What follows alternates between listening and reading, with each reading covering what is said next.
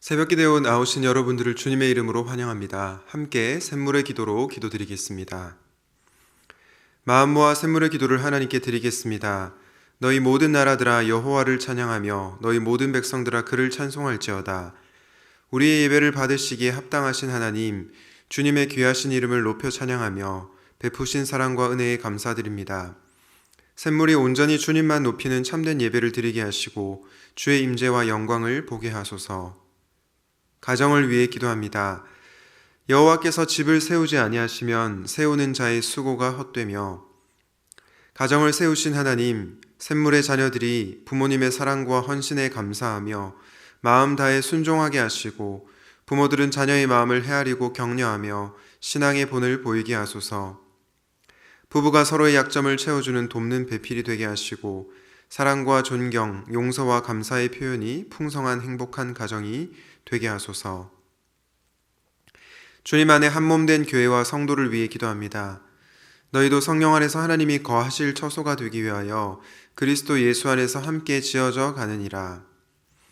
교회의 주인이신 하나님, 샘물의 성도들이 성령의 은사를 따라 서로를 섬겨 주님의 온전한 몸을 이루게 하소서. 샘물의 어르신들의 영육을 강건하게 하시고 건강이 연약한 성도들을 치유하시며 고난과 역경 중에 있는 성도들을 도우소서. 샘물의 자녀들이 믿음의 세대가 되게 하시고 학업과 취업과 결혼을 축복하시며 세상을 향한 복의 통로가 되게 하소서. 영적인 가족 목장을 위해 기도합니다.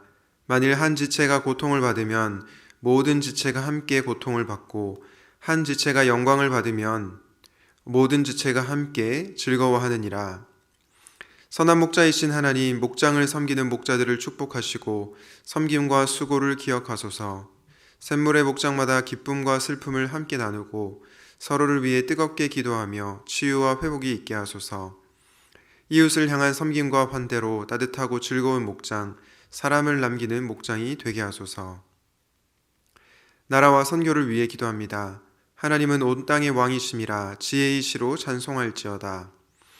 온 땅의 통치자 되시는 하나님, 이 나라를 다스리셔서 주님의 공의와 정의가 실현되며 주의 복을 받는 나라가 되게 하소서. 각 처에서 복음 전하는 선교사들을 성령으로 충만하게 하시고 안전을 지켜주시며 모든 필요를 채워주소서. 전쟁으로 고통받는 사람들에게 속히 평화를 주시고 북한 땅에도 자유와 평화와 구원을 허락하소서. 오늘도 샘물 성도들과 동행하셔서 복된 하루가 되게 하소서. 예수님의 이름으로 기도드립니다. 아멘. 오늘 하나님께서 우리에게 주시는 말씀은 사도행전 7장 17절에서 29절 말씀입니다. 하나님이 아브라함에게 약속하신 때가 가까움에 이스라엘 백성이 애굽에서 번성하여 많아졌더니 요셉을 알지 못하는 새 임금이 애굽 왕위에 오르매 그가 우리 족속에게 교활한 방법을 써서 조상들을 괴롭게 하여 그 어린아이들을 내버려 살지 못하게 하려 할세. 그때에 모세가 났는데 하나님 보시기에 아름다운지라 그의 아버지의 집에서 3달 동안 길리더니 버려진 후에 바로의 딸이 그를 데려다가 자기 아들로 기르매 모세가 애굽 사람의 모든 지혜를 배워 그의 말과 하는 일들이 능하더라. 나이가 40이 되매 그 형제 이스라엘 자손을 돌볼 생각이 나더니 한 사람이 원통한 일을 당함을 보고 보호하여 압제받는 자를 위하여 원수를 갚아 애굽 사람을 쳐 죽이니라. 그는 그의 형제들이 하나님께서 자기의 손을 통하여 구원해 주시는 것을 깨달으리라고 생각하였으나 그들이 깨닫지 못하였더라. 이튿날 이스라엘 사람끼리 싸울 때에 모세가 와서 화해시키려 하여 이르되 너희는 형제인데 어찌 서로 해치느냐 하니 그 동물을 해치는 사람이 모세를 밀어뜨려 이르되 누가 너를 관리와 재판장으로 우리 위에 세웠느냐? 네가 어제는 애굽 사람을 죽임과 같이 또 나를 죽이려느냐 하니 모세가 이 말 때문에 도주하여 미디안 땅에서 나그네 되어 거기서 아들 둘을 낳으니라. 아멘. 오늘의 말씀은 신자의 인생에서 낭비되는 시간은 없습니다입니다. 여러분 살아가면서 우리의 인생이 낭비되는 것 같다 그런 생각이 드신 적이 없으십니까? 왜 꼭 이런 어려운 시기를 거쳐야 하나? 왜 꼭 이런 쉽지 않은 시간을 통과해야만 하나 그런 생각이 들었던 적은 없으십니까? 아마도 누구나 한 번쯤은 그런 생각을 해보셨을 거라고 생각합니다. 삶이 형통하고 또 평안할 때는 이런 고민을 하지 않다가 내 삶에 어려움이 찾아오거나 또 말할 수 없는 고난이 찾아올 때 우리는 방금 말씀드린 그런 질문을 하게 됩니다. 그러나 사랑하는 여러분, 신자의 인생에서 낭비되는 시간은 결코 없습니다. 오늘 본문에 나타난 모세의 삶을 조망하면서 신자의 인생이 낭비되는 시간이 없다는 것을 증명하려고 하는데요. 바라기는 스데반이 한 설교를 통해서 신자의 인생에서 낭비되는 시간이 없다는 것을 깨닫는 귀한 시간이 되시기를 주님의 이름으로 축복합니다. 신자의 인생에서 낭비되는 시간이 없는 이유는 무엇일까요? 먼저 첫 번째로 하나님께서 우리를 준비시키시기 때문입니다. 오늘 본문 첫 구절인 17절에 하나님께서 아브라함에게 약속하신 때가 가깝자 이스라엘 백성이 애굽에서 번성하여 많아졌다라고 얘기하고 있습니다. 여기까지만 보면 너무나 행복해 보이죠. 그런데 바로 그 다음에 18절에 보니까 요셉을 알지 못하는 새 임금이 애굽 왕위에 오르게 되자 그가 교활한 방법으로 조상들을 괴롭게 하여 어린아이들을 내버려 살지 못하게 합니다. 이런 험악한 시대에 바로 모세가 태어난 것이죠. 결국 모세는 여러분 잘 아시는 것처럼 버려지게 됩니다. 그러자 버려진 후에 바로의 딸이 그를 데려다가 자기 아들로 기르게 되죠. 그리고 22절에 뭐라고 얘기하는가 하니 모세가 애굽 사람의 모든 지혜를 배워 그의 말과 하는 일들이 능하더라 라고 말씀하고 있습니다. 여러분, 모세의 인생은 인간적으로 생각해보면 참 기구한 인생이라고 할 수 있습니다. 핍박의 시대에 태어나 버려진 인생이 기구한 인생 아니고 어떤 인생이겠습니까? 그러나 모세의 버려짐은 재수 없는 버려짐이 아니라 하나님의 때를 준비하는 버려짐이었습니다. 모세가 버려진 후 바로의 딸이 그를 데려다가 자기 아들로 기르면서 모세가 애굽 사람들의 지혜를 배우게 되었기 때문입니다. 하나님께서는 이 모든 과정 가운데 간섭하시고 역사하셨습니다. 우리는 종종 어려운 일을 당할 때 이런 질문을 하게 됩니다. 왜 하나님께서 나에게 이런 시간을 허락하셨을까? 왜 낭비되는 것만 같은 그런 시간을 나에게 주셨는지 때로는 이해가 되지 않을 때도 있습니다.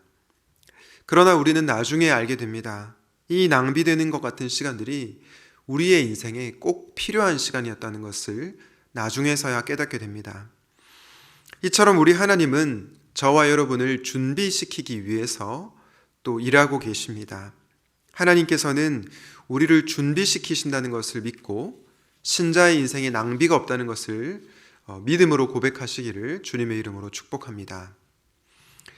신자의 인생에 낭비가 없는 이유는 무엇일까요? 두 번째는 바로 내 힘으로 할 수 없음을 깨닫게 하기 위해서입니다.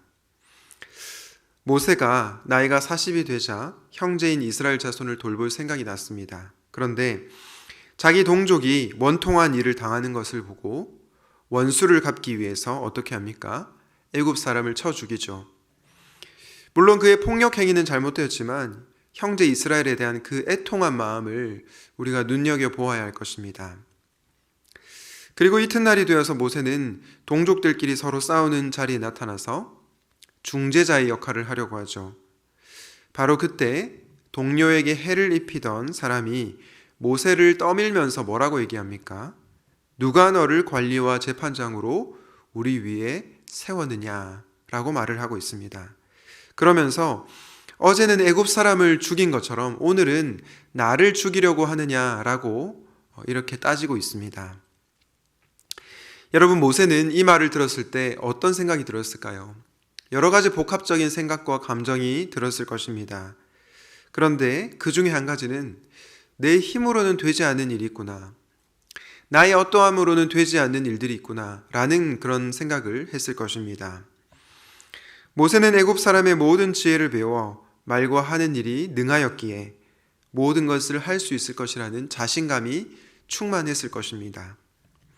그러나 이런 일을 당하자 내 힘으로 되지 않는 일이 있구나, 나의 능력으로는 해결할 수 없는 문제가 있구나 라는 것을 뼈저리게 느꼈을 것입니다.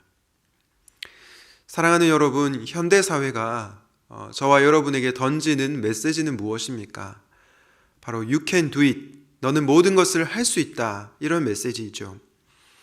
현대사회는 끊임없이 너는 너의 힘과 너의 지혜와 너의 능력으로 모든 것을 할 수 있다라고 가르칩니다.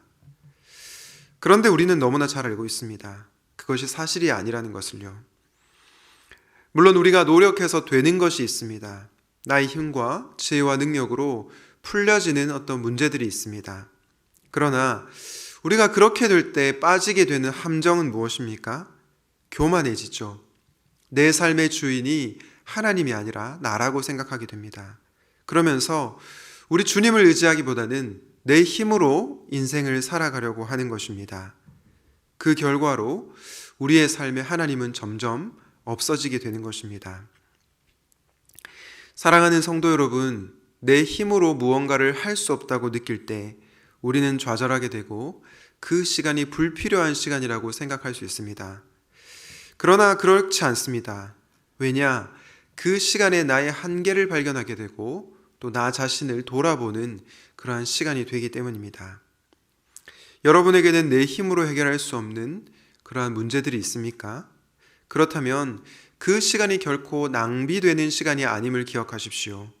나 자신의 한계를 깨닫고 스스로를 돌아보는 시간을 가질 수 있기 바랍니다. 바라기는 내 힘으로 할 수 없는 그 시간조차도 결코 낭비되는 시간이 아님을 기억하고 살아가시기를 우리 주님의 이름으로 축복합니다. 신자의 인생에서 낭비되는 시간은 없다라는 말씀을 전하고 있는데요. 그 첫 번째 이유가 하나님께서 저와 여러분을 준비시키기 때문이고 내 힘으로 할 수 없는 것을 깨닫게 하시기 위함이라고 말씀드렸습니다. 그렇다면 여러분, 신자의 인생이 낭비가 없다는 그 말씀을 우리가 알 수 있는 마지막 근거는 무엇일까요? 마지막은 우리가 철저하게 그분만을 의지하게 하시는 시간이기 때문입니다. 모세는 애굽 사람을 쳐 죽인 것으로 인해서 왕궁의 자리에서 광야의 자리로 도피하게 되었습니다.